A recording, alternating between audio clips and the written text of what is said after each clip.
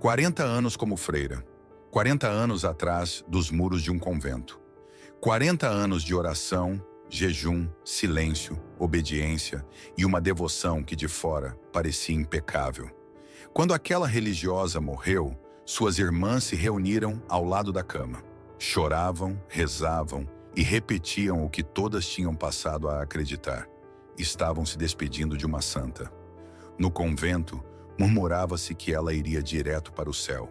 Algumas até falavam em pedir a Roma que investigasse sua santidade. Para elas, tinham convivido com alguém destinado a ser venerado. Mas estavam enganadas. O que aconteceu depois não foi pensado para se tornar público. Ficou registrado em cartas particulares, guardadas em arquivos aos quais quase ninguém teve acesso. Era mencionado apenas em voz baixa, entre certas comunidades religiosas, como se nomeá-lo pudesse abrir uma fenda na segurança de qualquer pessoa. Porque há verdades que não consolam, mas que obrigam a olhar para dentro de si. Santo Afonso Maria de Ligório, um dos teólogos mais respeitados da história católica, viu essa freira após sua morte. Não a viu no céu, não a viu no purgatório, viu-a no inferno.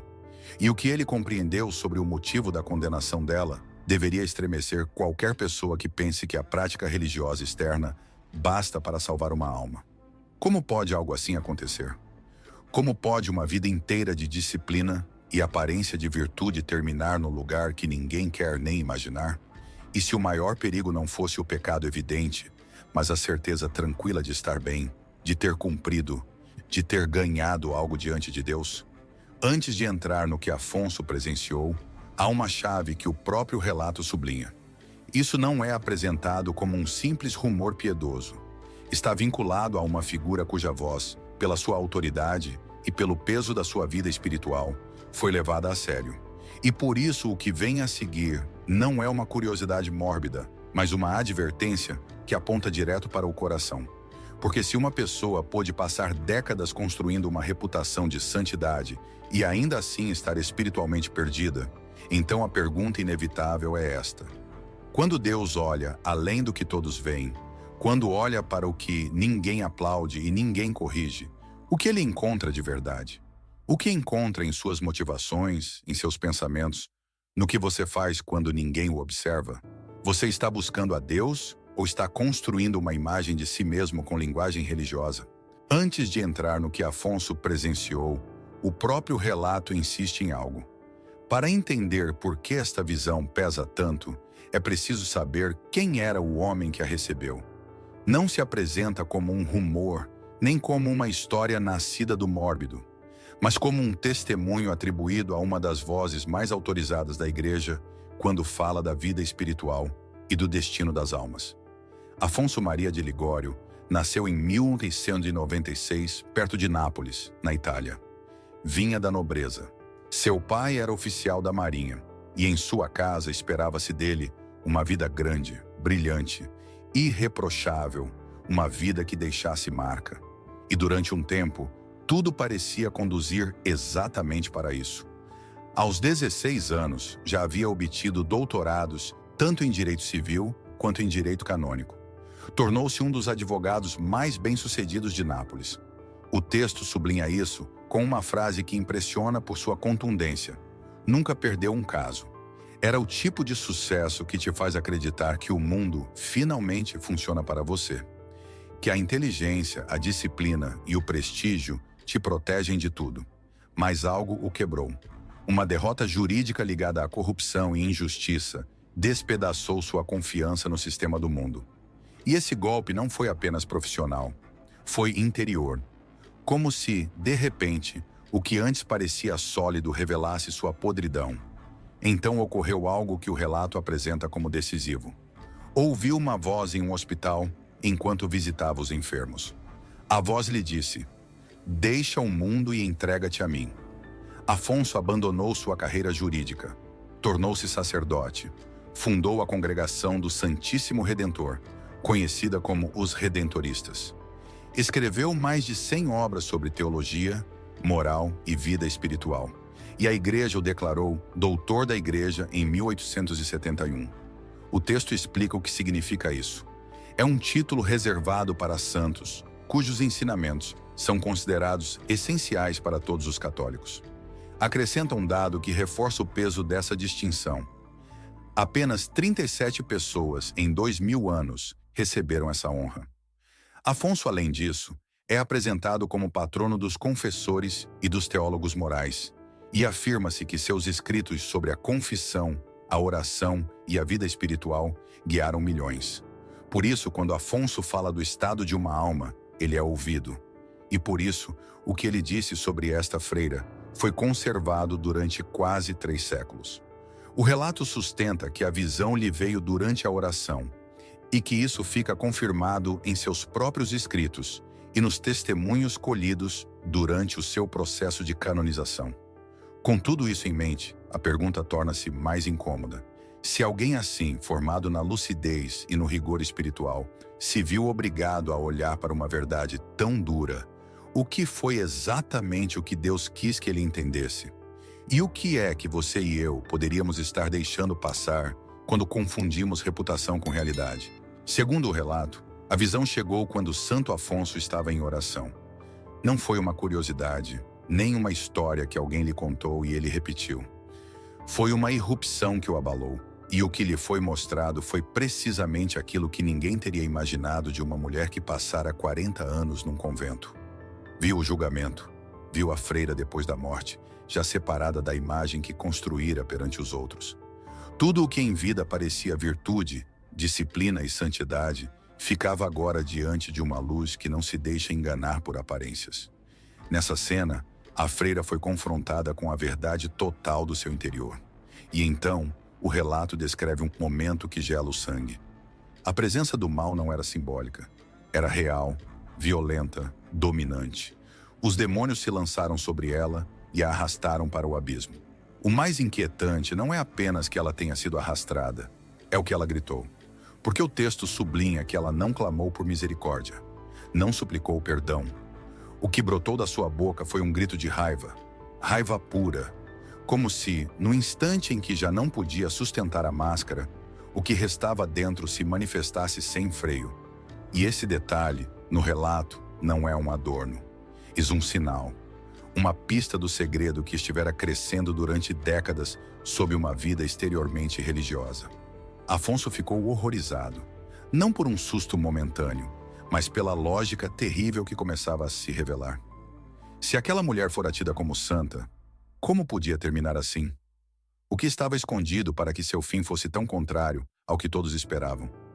E aí, segundo o texto, Deus permitiu que Afonso entendesse, não com explicações abstratas, mas mostrando-lhe a vida real dessa freira, tal como fora por dentro.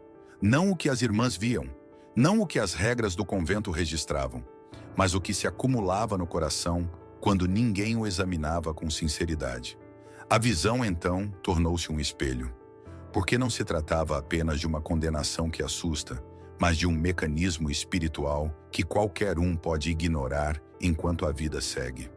Uma pessoa pode rezar, jejuar, obedecer, cumprir horários, multiplicar práticas e, ao mesmo tempo, ir se endurecendo no oculto.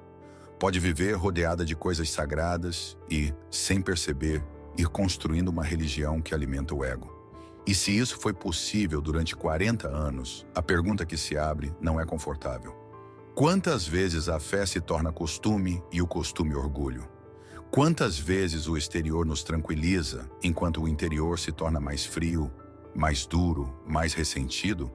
Como se chega ao ponto em que, diante de Deus, já não nasce um tem piedade, mas um protesto cheio de ira? Agora o relato dá um passo atrás e começa a mostrar a origem.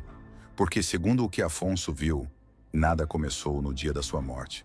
Tudo começou muito antes, num golpe que ela nunca aceitou, e numa ferida que acabou por se transformar num veneno espiritual. O que Afonso viu, segundo o texto, foi o começo real dessa história. Não começou com um pecado escandaloso aos olhos do mundo. Começou com uma ferida de orgulho. A freira entrara no convento jovem, aos 18 anos, e o relato a descreve como bela e de família abastada. De fora, sua vocação parecia um gesto puro, uma renúncia admirável. Mas por dentro, a motivação era outra. Antes de tomar o hábito, ela estivera noiva. E esse compromisso se rompeu. foi abandonada e com isso veio a humilhação. O texto insiste no ponto-chave. Não suportou a vergonha. Não quis carregar essa ferida diante dos outros. E então a decisão de entrar na vida religiosa, que todos interpretariam como santidade, também se tornou uma maneira de se proteger, de evitar o julgamento, de recuperar uma imagem. Aí está a primeira fenda. Porque quando uma pessoa entra em uma vida consagrada sem deixar que a graça transforme o coração, pode adotar as formas externas da santidade e, ao mesmo tempo, conservar intacto aquilo que a destrói por dentro. A partir desse momento, o relato descreve como sua vida espiritual começou a se transformar em uma competição. Rezava muito, sim, mas não para amar mais a Deus, mas para acumular méritos. Sua oração não nascia da confiança, mas da comparação. Olhava para o que as outras faziam e precisava fazer mais. Jejuava, mas não como um ato de amor, mas como uma prova para ser vista como a mais austera. Menciona-se inclusive que, em segredo, jogava comida fora para que parecesse que havia jejuado mais do que realmente jejuara. E esse detalhe não é apresentado como uma simples falta pequena, mas como o signo de uma vida centrada na imagem.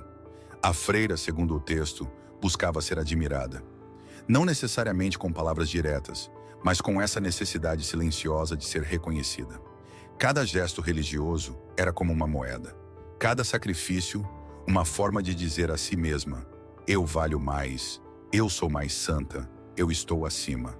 E quando recebia elogios, guardava-os como se fossem um tesouro. O relato usa uma comparação muito clara. Acumulava-os como quem acumula dinheiro. Mas aqui aparece a pergunta perigosa que o texto deixa no ar.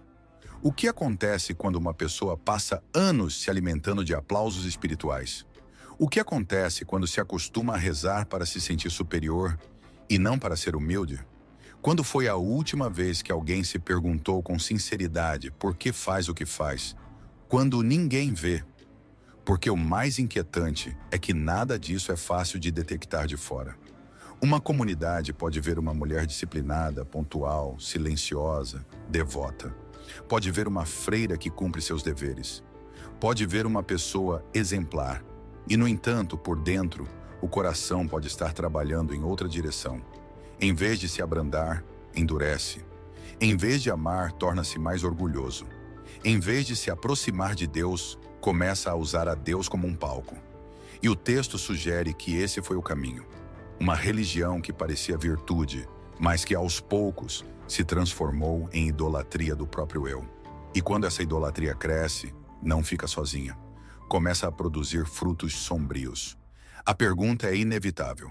Se durante anos alguém pode confundir disciplina com santidade, como se distingue uma vida entregue de uma vida que apenas está defendendo seu orgulho? Que sinais são vistos quando o coração está cheio de competição, embora a boca pronuncie orações? Porque, segundo o relato, depois dessa etapa veio algo ainda mais grave. Não foi apenas a busca de reconhecimento. Foi o nascimento de um ódio silencioso, de ressentimentos acumulados, inclusive contra Deus. Segundo o que Afonso contemplou, o fruto inevitável dessa vida convertida em competição não foi apenas frieza interior, foi ódio. O relato diz isso sem suavizar. Por trás dos olhos baixos e das mãos juntas, vivia uma alma consumida por um ressentimento amargo. E esse ressentimento não era um episódio isolado, mas algo que crescera devagar durante anos, escondido sob uma aparência impecável. A visão deslocou-se do exterior para o coração. Já não se tratava de horários, jejuns ou rezas, mas de pensamentos secretos. E ali apareceu o primeiro alvo do seu ódio, a abadesa que às vezes a corrigia. Em seu interior, ela não recebia essas correções como uma ajuda, mas como uma ofensa. Indignava-se. Dizia a si mesma que ninguém tinha o direito de apontar nada para ela, que era mais santa que aquela mulher. Em vez de humildade, brotava uma superioridade silenciosa.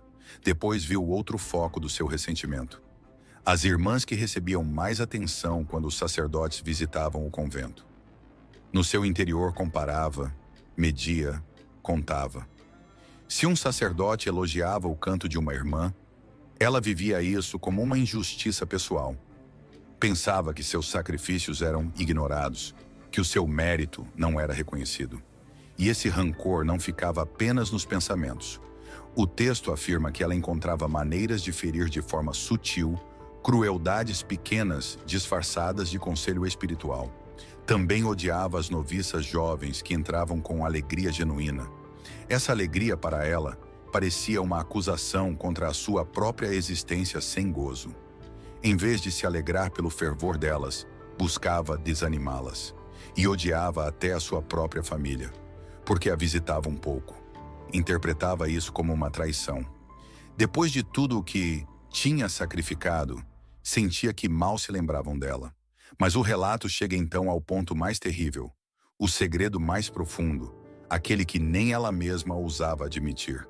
Odiava a Deus. Não porque negasse a Deus com a boca, mas porque o acusava com o coração.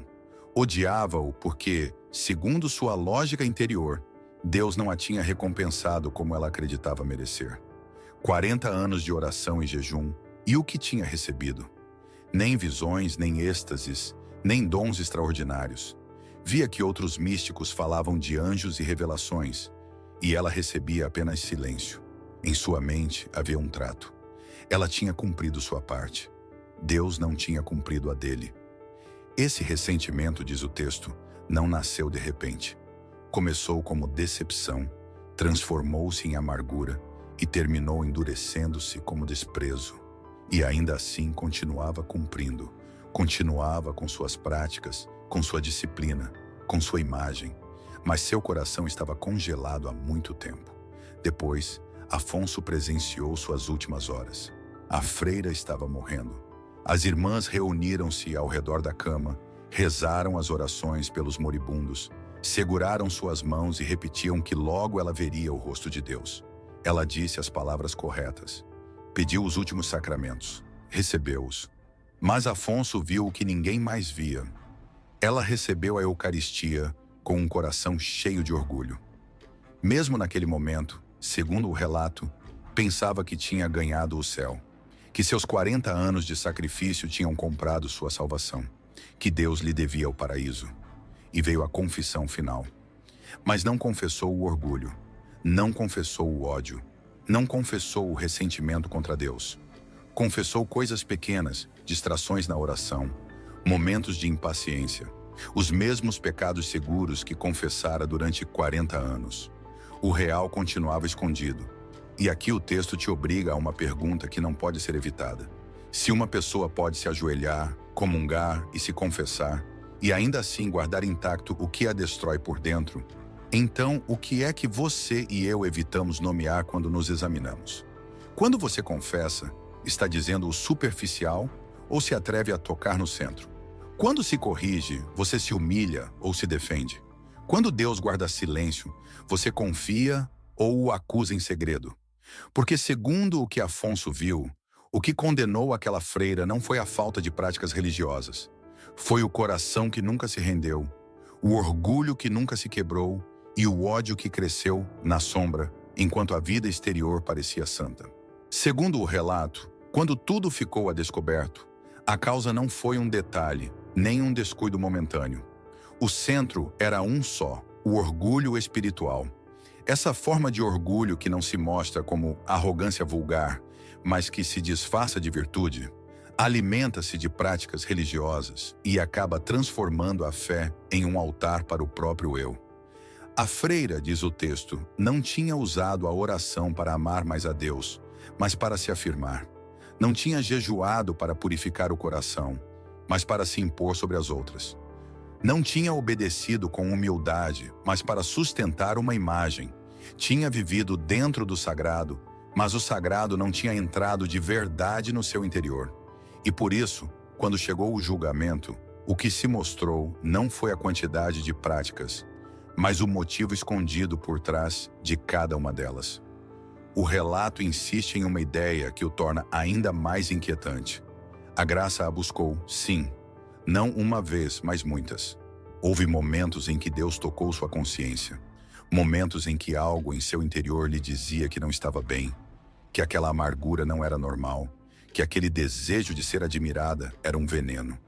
Houve ocasiões em que uma palavra, uma correção, uma humilhação pequena poderiam ter sido uma porta para quebrar o orgulho e deixar entrar a verdade. Mas ela as rejeitou. Interpretou-as como ataques, defendeu-se, justificou-se, enclausurou-se ainda mais. E quando o coração se acostuma a se justificar, chega um ponto em que deixa de pedir misericórdia. Por isso, na visão do julgamento, o grito que saiu da sua boca não foi um perdoa-me, mas raiva. Raiva de quem se sente com direito. Raiva de quem acredita que Deus lhe deve algo. Raiva de quem viveu décadas cumprindo sem se render por dentro. Aí é onde o relato crava a advertência mais dura. O mais perigoso não é o pecado visível, mas a segurança interior de acreditar que você está a salvo. Porque essa segurança pode anestesiar a consciência. Pode fazer com que uma pessoa confesse sempre o mesmo, diga sempre o correto e jamais toque na raiz. Pode fazer com que a religião se transforme em uma rotina impecável que evita o encontro real com a verdade.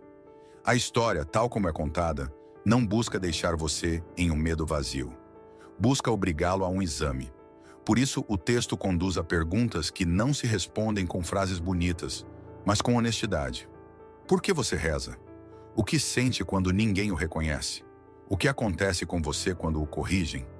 Se você se compara, se você se alegra quando outro é louvado ou se algo se contorce dentro de você. Se você guarda ressentimentos pequenos que nunca morrem, o que você faz quando Deus guarda silêncio? Confia ou o acusa em segredo, como se ele lhe devesse uma recompensa. E segundo o relato, o remédio não é fazer mais coisas, não é aumentar as práticas, é quebrar a ilusão, é entrar na verdade, é atrever-se a pedir o que ela nunca pediu, misericórdia. Uma misericórdia que não se exige, que se suplica com humildade. Porque a freira, na visão, não caiu por falta de religião, mas por falta de conversão interior. O texto termina empurrando você para decisões concretas. Uma confissão sincera, sem esconder a raiz. Uma vida espiritual que não seja competição. Buscar direção espiritual. Aceitar humilhações pequenas sem construir defesas. Aprender a orar não para ser visto, mas para se render. Pedir a Deus que arranque do coração aquilo que você mesmo não quer olhar. E aqui a história se torna pessoal. Porque não é apenas sobre uma freira do passado. É sobre o risco de qualquer pessoa que vive perto do sagrado e se acostuma a aparentar. Sobre o risco de confundir disciplina com santidade. E sobre o perigo de passar anos dizendo Senhor, Senhor, enquanto o coração permanece longe. Então a pergunta final é simples, mas temível. Se hoje fosse o seu último dia e toda a máscara caísse, o que restaria no seu interior? Restaria um coração humilde que suplica misericórdia? Ou restaria uma raiva escondida, um orgulho que ainda exige, um ressentimento que você nunca soltou?